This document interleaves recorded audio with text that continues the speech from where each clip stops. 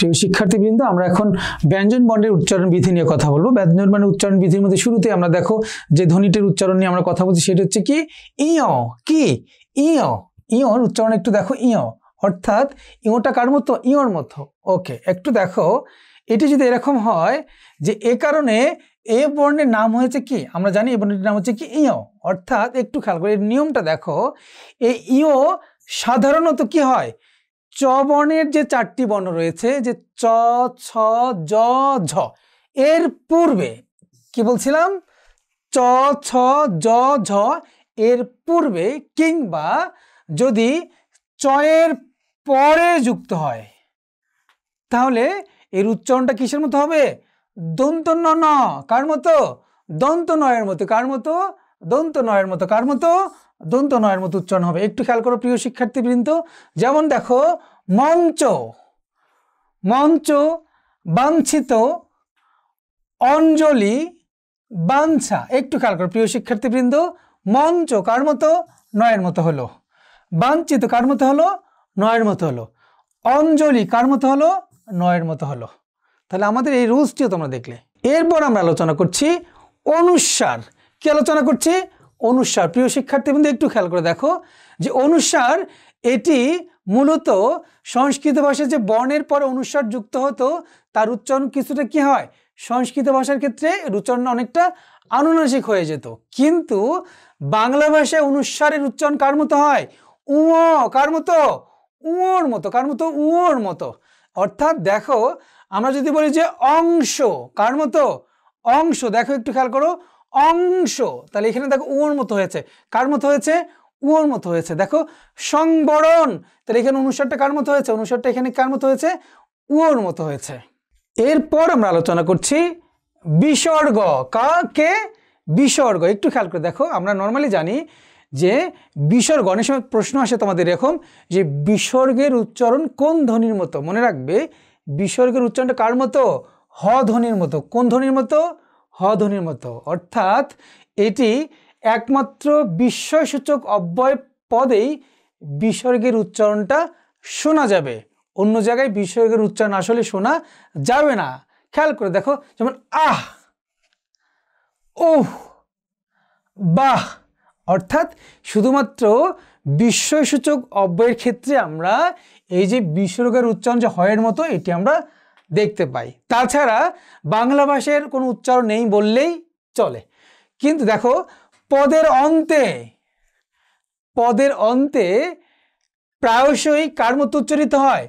ওকারের মতো উচ্চারিত হয়। অর্থাৎ পদের অন্তে যদি বিসর্গ থাকে, এই বিসর্গের উচ্চারণটা কার মতো হবে? ওর মতো হবে। কার মতো হবে? ওর মতো হবে। যেমন দেখো পুন, পুন, এখানে কার মতো হয়েছে? ও এর মতো হয়েছে। অধ, অধ কার মতো হয়েছে? ওর মতো হয়েছে।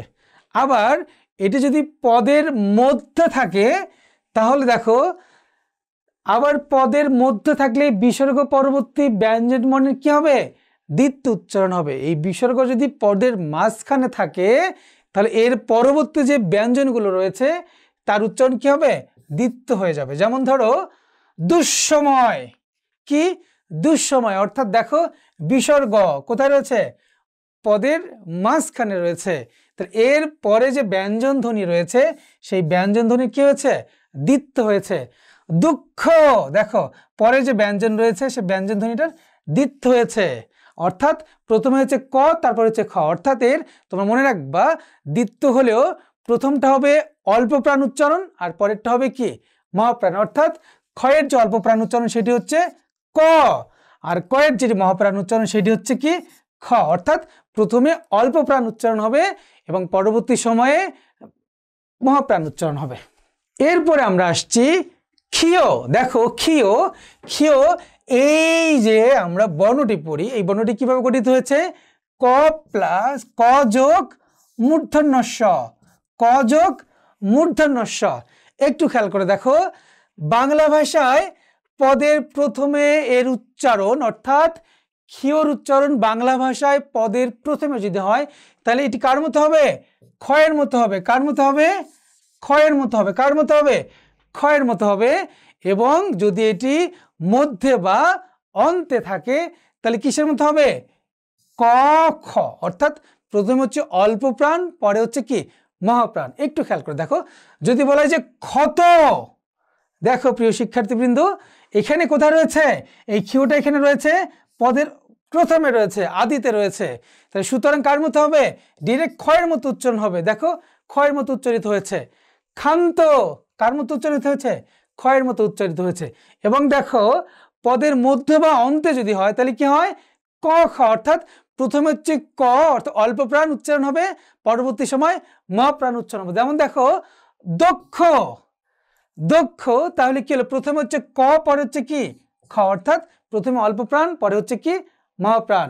দেখো যক্ষ, এরপর দেখো রক্ষা, রক্ষা দেখো কার মতো হয়েছে, দেখো পরীক্ষা, দেখো ক এবং ক্ষয়ের মতো হয়েছে।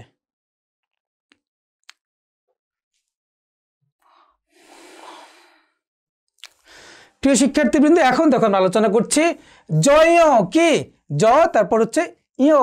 আচ্ছা, বাংলা ভাষায় পদের সূচনায় অর্থাৎ পদের প্রথমে এর উচ্চারণটা কিসের মতো, গ, কিসের মতো, গ এর মতো, কিসের মতো, গ এর মতো। আবার এটি মধ্যে বা অন্তে যদি হয় তাহলে উচ্চারণটা কি হবে, দেখো প্রথমে গ, তারপর গ এর উপরে কি চন্দ্রবিন্দু দেওয়া আছে, এটা আনুনাসিক করা আছে। আচ্ছা দেখো আবার জয়ের সঙ্গে যদি আবার আ যুক্ত হয়, কি যুক্ত হয়, আ যুক্ত হয়, তাহলে এটি প্রায়শই কার মতো হবে, এ, এই দেখো একার রূপে উচ্চারিত হয়ে থাকে। যেমন দেখো জ্ঞান, প্রিয় শিক্ষার্থীবৃন্দ শুরুতেই রয়েছে, তাহলে কি দেখো কার মতো উচ্চারিত হয়েছে, গ, উপরে কি চন্দ্রবিন্দু। জ্ঞাত, এরপর দেখো প্রিয় শিক্ষার্থীবৃন্দ বিজ্ঞ, কি বিজ্ঞ, অর্থাৎ এখানে কি পদের অন্তে রয়েছে জয়টা, যদি পদের অন্তে জয় হয় তাহলে উচ্চারণটা কার মতো হবে, উচ্চারণটা হবে দেখো এখানে বিজ্ঞ, কার মতো হবে, এর মতো হবে, কার মতো হবে, এর মতো হবে। একটু খেয়াল করো প্রিয় শিক্ষার্থীবৃন্দ, একটু খেয়াল করো প্রিয় শিক্ষার্থীবৃন্দ, তাহলে আমরা কি দেখলাম যে যদি এটি শুরুতে উচ্চারিত হয় অর্থাৎ যদি শুরুর দিকে থাকে তাহলে গ এর মতো হবে, আর যদি অন্ত বা শেষে থাকে তাহলে কার মতো হবে, এই যে গ এবং গ এর মতো হবে। একটু দেখো বিজ্ঞান, খেয়াল করো তোমরা বিজ্ঞান, তাহলে গ পরে আবার গ এর উপরে কি চন্দ্রবিন্দু, তাহলে শুদ্ধ উচ্চারণগুলো তোমরা এইভাবে লিখবে। প্রিয় শিক্ষার্থীবৃন্দ এখন আসো আমরা ব্যঞ্জন বর্ণের যে সংক্ষিপ্ত রূপ সেটিকে আমরা বলি ফলা। ফলা আমরা আগেই শিখেছি, ফলা হচ্ছে 6টি, ম, জ, র, ল, ব। আচ্ছা শুরুতে আমরা শিখবো ব ফলা। কি শিখবো, ব ফলা। একটু খেয়াল করে দেখো যে বাংলা শব্দে ক থেকে সন্ধিসূত্রে আগত যে গ, এর সঙ্গে যদি ব ফলা যুক্ত হয় তাহলে এই বর উচ্চারণটা কি থাকবে, অবিকৃত থাকবে, অর্থাৎ ব ফলার উচ্চারণ হবে। যেমন দিগ্বলয়, দিগবালিকা। এরপর খেয়াল করো ব ফলা শব্দের আদ্যে যুক্ত হলে সেই বয়ের উচ্চারণটা কি হবে, উজ্জ থাকবে, অর্থাৎ উচ্চারণ উজ্জ থাকবে। যেমন শ্বাস, এখানে ব ফলার উচ্চারণ হয়নি। যেমন ধরো ধ্বনি, এখানে ব ফলার উচ্চারণ হয়নি। এরপর দেখো জ্বালা, এখানে ব ফলার উচ্চারণ হয়নি। এরপর খেয়াল করো শব্দের মাঝে কিংবা শেষে যদি ব ফলা থাকে তাহলে সেক্ষেত্রে কি হবে, মূল উচ্চারণের কি হবে, দ্বিত্ব ঘটবে। কি হবে, মূল বর্ণের যে উচ্চারণ, এই মূল বর্ণের উচ্চারণটি কি হবে, দ্বিত্ব হবে। যেমন ধরো পক্ক, তাহলে আমাদের কয়ের সাথে ব ফলা এবং বটা শেষে রয়েছে ব ফলা, তাহলে আমাদের কি হচ্ছে, মূল বর্ণের এখানে কি হচ্ছে, দ্বিত্ব উচ্চারণ হচ্ছে। বিদ্যান, বিদ্যান, একটু খেয়াল করো দ্বিত্ব উচ্চারণ হচ্ছে। অশ্ব, দেখো এখানে দ্বিত্ব উচ্চারণ হচ্ছে। এরপর দেখো আমরা যদি দেখি যে উত, যে উপসর্গটি রয়েছে এর পরে যদি ব ফলা থাকে তাহলে উচ্চারণটা কি হবে, অবিকৃত থাকবে, অর্থাৎ উচ্চারণ হবে। যেমন ধরো উদ্বেগ, এখানে ব ফলার উচ্চারণ হয়েছে। উদ্বাহু উচ্চারণ হয়েছে। উদ্বোধন, এখানেও উচ্চারণ হয়েছে। এরপর খেয়াল করো ব এবং ম এর সঙ্গে যদি ব ফলা যুক্ত হয় তাহলেও সেই বয়ের উচ্চারণ অবিকৃত থাকবে, অর্থাৎ উচ্চারণ হবে। যেমন ধরো আব্বা, লম্বা ইত্যাদি, অর্থাৎ এই শব্দগুলো তো কি বয়ের উচ্চারণটা কি হলো, অবিকৃত থাকলো, অর্থাৎ বয়ের উচ্চারণটা হলো। প্রিয় শিক্ষার্থীবৃন্দ একই কথা এখন আসে আমরা আলোচনা করছি ম ফলা। অর্থাৎ ম ফলা যদি আমাদের আমাদের যে ধ্বনির যদি শুরুতেই থাকে, অর্থাৎ পদের আদ্য ব্যঞ্জন বর্ণে মফলা সংযুক্ত হলে সাধারণত এর কোনো উচ্চারণ হবে না, কিন্তু প্রমিত উচ্চারণে মফলাটি একটু সামান্য নাসিক্য প্রভাবিত হয়ে ওঠে। যেমন একটু ধরো শ্মশান, এখানে যে মফলা রয়েছে এই মফলার উচ্চারণটি এখানে হয়নি, বাট একটু নাসিক্য রয়েছে। স্মৃতি, খেয়াল করে দেখো। স্মরণ, একটু খেয়াল করে দেখো। এরপর দেখো, যদি আবার এই মফলাটি পদের মধ্যে বা অন্তে থাকে, সেক্ষেত্রে একই অবস্থা, মূল বর্ণটির উচ্চারণ কি হবে? দ্বিত্ব হবে। ধরো ভস্য, দ্বিত্ব হয়েছে। রশ্মি, দ্বিত্ব হয়েছে। কশ্চিন, দ্বিত্ব হয়েছে। প্রিয় শিক্ষার্থীবৃন্দ, আশা করি তোমরা এই অংশটি বুঝতে পেরেছ।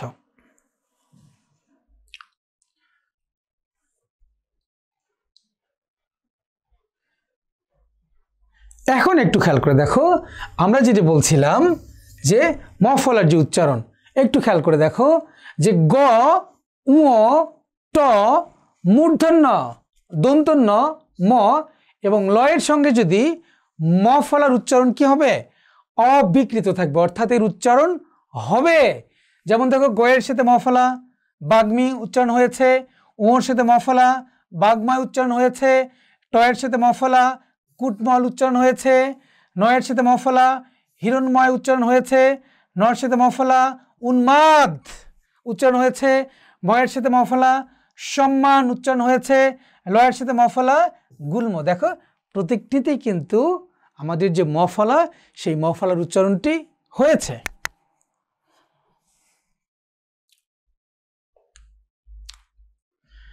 একটু খেয়াল করে দেখো, যদি আমরা এরকম হয় যে সংযুক্ত বর্ণের সঙ্গে যদি কখনো মফলা যুক্ত হয়, একটু খেয়াল করো যে সংযুক্ত বর্ণের সঙ্গে যদি মফলা যুক্ত হয়, তাহলে সেই মফলার উচ্চারণটা কি হবে? উজ্জ থাকবে। কি থাকবে? উজ্জ থাকবে, অর্থাৎ ময়ের উচ্চারণ হবে না। যেমন ধরো লক্ষণ, একটু খেয়াল করে দেখো, লক্ষণ, তাহলে সংযুক্ত বর্ণের সাথে মফলা থাকায় উচ্চারণটি হলো না, সূক্ষ্ম উচ্চারণটি হলো না। প্রিয় শিক্ষার্থীবৃন্দ, এরপর আমরা কি দেখছি যে বাংলা ভাষায় ব্যবহৃত মফলাযুক্ত কতিপয় সংস্কৃত শব্দ আছে যার বানান অবিকৃত থাকবে, অর্থাৎ এইখানেও মফলার উচ্চারণটি হবে। যেমন ধরো কুষ্মাণ্ড, মফলার উচ্চারণ হয়েছে। স্মিতা, মফলার উচ্চারণ হয়েছে। সুচিস্মিতা, এখানেও মফলার উচ্চারণ হয়েছে।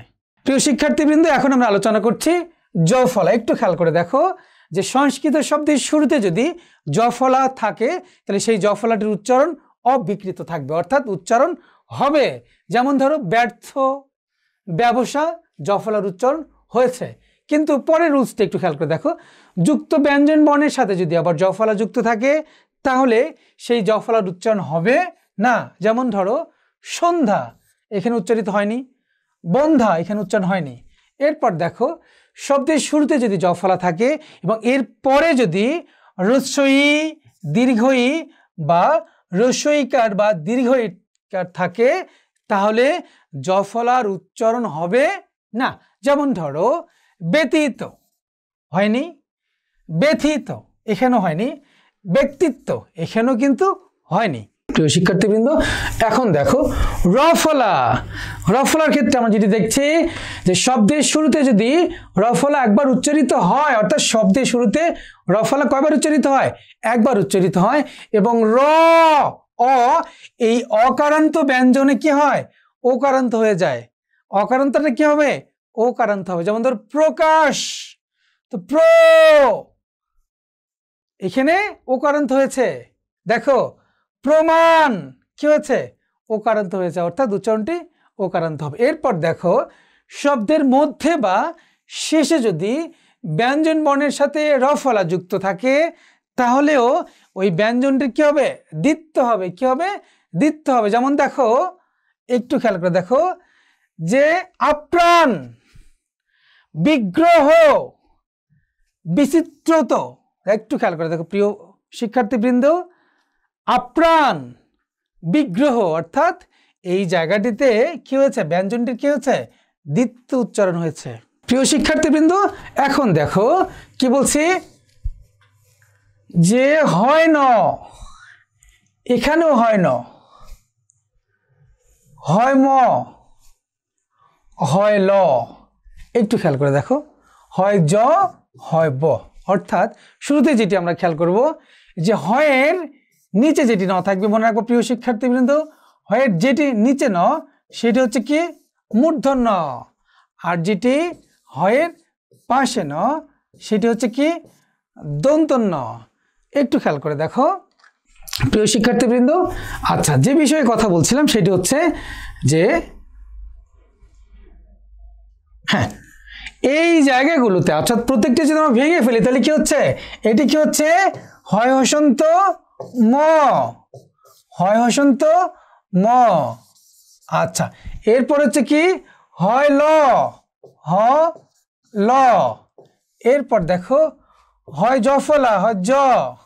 এরপর হয়ের সাথে কি ফলা, ব ফলা। অর্থাৎ প্রত্যেকটির ক্ষেত্রে তোমরা দেখবা যে উচ্চারণের ক্ষেত্রে অবশ্যই এই পরের যে ধ্বনিটি সেটা আগে উচ্চারিত হবে। প্রত্যেক ক্ষেত্রে কিন্তু একই নিয়ম। দেখো একটু নিয়মগুলোর ক্ষেত্রে দেখি যে হয় এবং হয় ন, অর্থাৎ হয় মূর্ধন্য এবং হয় দন্তন্য, এই দুটি আগে আমরা দেখি। দেখো এই দুটি যুক্ত ব্যঞ্জনের বানানে প্রথমে হ, পরে ন, অর্থাৎ মূর্ধন্য বা দন্তন্য থাকলে উচ্চারণে প্রথমে কি হবে, মূর্ধন্য আসবে, পরে কি আসবে, দন্তন্য আসবে। একটু খেয়াল করে দেখো, তারপর কি হবে, হ আসবে। অর্থাৎ আমরা যে কথাটি আগেই বলেছিলাম, পরের ধ্বনিটি অর্থাৎ ন আগে আসবে, ন আগে আসবে, ম আগে আসবে, ল আগে আসবে, জ আগে আসবে এবং বফলা আগে উচ্চারিত হবে। এটি প্রত্যেকটি উদাহরণ যদি আমরা একটু খেয়াল করি, দেখো চিহ্ন, তাহলে নটা কি হচ্ছে, নটা আগে এসছে, তারপর হ গিয়েছে। অপরাহ্ন কি হয়েছে, আগে নটা এসছে, পরে হ গিয়েছে। মধ্যাহ্ন একই রুলস। এরপর দেখো আমরা যেটি বলছিলাম হয় হসন্ত ম, একই কথা যে হয় ম ফলা, যেটি এর উচ্চারণটিও বেশ একই রকম। আমি আগেই বলেছি প্রথমে কি আসবে, প্রথমে হচ্ছে উচ্চারিত হবে কি, প্রথমে হচ্ছে ম উচ্চারিত হবে। অর্থাৎ এটি যদি হয় হসন্ত ম হয়, অর্থাৎ আগে ম উচ্চারিত হবে, পরে কি হ উচ্চারিত হবে। অর্থাৎ প্রত্যেকটি ক্ষেত্রেই পরের যে ধ্বনিটি রয়েছে, পরের ধ্বনিটি আগে উচ্চারিত হবে এবং আগের ধ্বনিটি পরে উচ্চারিত হবে। যেমন দেখো আমরা বলছি ব্রাহ্মণ, কি বলছি, ব্রাহ্মণ। অর্থাৎ এখানে আগে কি উচ্চারিত হয়েছে, আগে ম উচ্চারিত হয়েছে, তারপর কি হ উচ্চারিত হয়েছে। ব্রহ্মাণ্ড আগে কি উচ্চারিত হয়েছে, আগে ম উচ্চারিত হয়েছে, পরে কি হ উচ্চারিত হয়েছে। প্রিয় শিক্ষার্থীবৃন্দ, একই অবস্থা। দেখো হয় ল, অর্থাৎ এখানে কি লটা কি হবে, আগে উচ্চারিত হবে, হটা কি পরে উচ্চারিত হবে। দেখো এখানে কি আগে উচ্চারিত হবে লটি, পরে কি হটি। প্রত্যেকটি ক্ষেত্রেও একই, প্রত্যেকটি ক্ষেত্রে আমরা যদি বলি প্রত্যেকটি ক্ষেত্রে আমাদের একই উচ্চারণ। এর মধ্যে একটু খেয়াল করে দেখো, এই যে হয় ব, এটি উচ্চারণটা একটু খেয়াল করে দেখো। যেমন বলা হয়েছে কি হ, তারপরে কি ব, অর্থাৎ এখানে উচ্চারণটা একটু ভিন্ন। খেয়াল করে দেখো তোমরা যে আহ্বান, কি হয়েছে আহ্বান, এখানে ও আগে উচ্চারিত হয়েছে এবং মহাপ্রাণ যেটি বয়ের যে মহাপ্রাণ, এই বয়ের যে মহাপ্রাণ সেটি হচ্ছে কি ভ, অর্থাৎ হয়ের পরিবর্তে ও, এবং বয়ের পরিবর্তে কি, বয়ের পরিবর্তে বয়ের যে মহাপ্রাণ সেটি হচ্ছে কি ভ। দেখো বিউভল, কি হচ্ছে বিউভল, তাহলে এখানে কি হচ্ছে হয়ের পরিবর্তে এখানে ও এবং বয়ের পরিবর্তে বয়ের যে মহাপ্রাণ সেটি হচ্ছে কি ভ। একই অবস্থা এখানে গহ্বর, দেখো হয়ের পরিবর্তে কি ও এবং বয়ের পরিবর্তে বয়ের যে মহাপ্রাণ সেটি হচ্ছে কি ভ। জিহ্বা, দেখো জিহ্বা, এখানেও বয়ের যে মহাপ্রাণ উচ্চারণ সেটি হচ্ছে ভ, সেটি এখানে এসছে।